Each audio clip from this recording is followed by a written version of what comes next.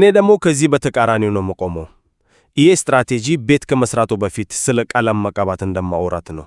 መሬት ላይ ያለውን የግጭትና ያለመረጋጋት እውነታ ከግምት ያላስገባ፣ በመሰረተ ልማት ላይ ብቻ ያተኮረና በዚህም ምክንያት ለውድቀት የተዳረገ ነው ብዬ ነው የምከራከረው።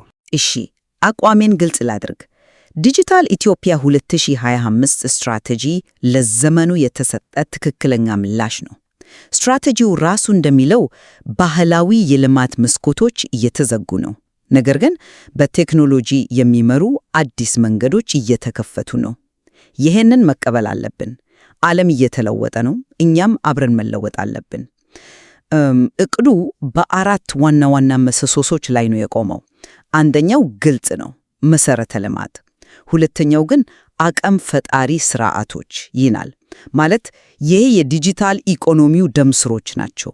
ለምሳሌ አንድ ሰው በኦንላይን ሲገበያይ ማንነቱን የሚያረጋግጥበት ዲጂታል መታወቂያ እና ክፍያ የሚፈጽምበት የዲጂታል ክፍያ ስርዓት ከሌለ የዲጂታል ኢኮኖሚው ሊንቀሳቀስ አይችልም።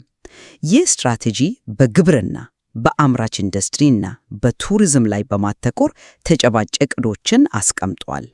ለምሳሌ 5.1 ሚሊዮን ተጠቃሚዎች ያሉት የ828 የአርሶ አደር ስልክ መስመር አለ። ይህ ራዕይ ብቻ ሳይሆን ተግባርም ነው። መንግሥት ከስጋት ተቆጣጣሪነት ወደ ልማት አነቃቂነት መሸጋገሩም ይህንን ቁርጠኝነት ያሳያል። አደጋው ዲጂታል ቴክኖሎጂን አለመጠቀም ነው። ይህንን ዕድል ካልተጠቀምንበት ከታሪክ ባቡር ላይ እንቀራለን። እኔ የምመጣበት መንገድ ፈጽሞ የተለየ ነው። ላነሳው የምፈልገው የኢትዮጵያ ፓራዶክስ ብለን ልንጠራው የምንችለውን ክስተት ነው። ይሄውም ከ2007 ጀምሮ የዲጂታል መሰረተ ልማት እየተሰፋፋ ሲመጣ በተቃራኒው እንደ ጠቅላላ የአገር ውስጥ ምርት፣ በነፍስ ወከፍ እና የሰው ልጅ የልማት መለኪያ ያሉ የልማት ምጣኔዎች እያሽቆለቆሉ መጥተዋል። ይህ ወሳኝ ጥያቄ ያስነሳል። ቴክኖሎጂ ለማን ነው እየጠቀመ ያለው? ለምሳሌ አንድ ገበሬ የግብርና መረጃ በስልኩ ቢያገኝም በግጭት ምክንያት ማዳበሪያ ገዝቶ ማሳው መድረስ ካልቻለ ያ የዲጂታል መረጃ ምንድነው ጥቅሙ?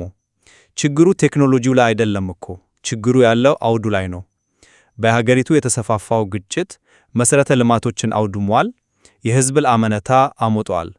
አንድ ግምት እንደሚያሳየው ግጭቱ ቀጥተኛ ወጪ ብቻ 8.8 ቢሊዮን ብር ደርሷል። ኢትዮጵያ በዓለም ላይ ካሉ እጅግ በጣም ተሰባሪ ከሚባሉ ሀገራት አንዷ ሆና በደካማ መንግስታት መስፈርታ 81.8% ላይ መቀመጧን ስናስብ ይህንን አይነት መጠነ ሰፊ የቴክኖሎጂ ፕሮጀክት ተግባራዊ ማድረግ ምን ያህል ከባድ እንደሆነ ግልጽ ነው። ስለዚህ ማዕቀራዊ መረጋጋት ከሌላ የቴክኒክ አቅም ብቻው ነው ባዶ ነው። ቅድሚያ ለሰላም ነው።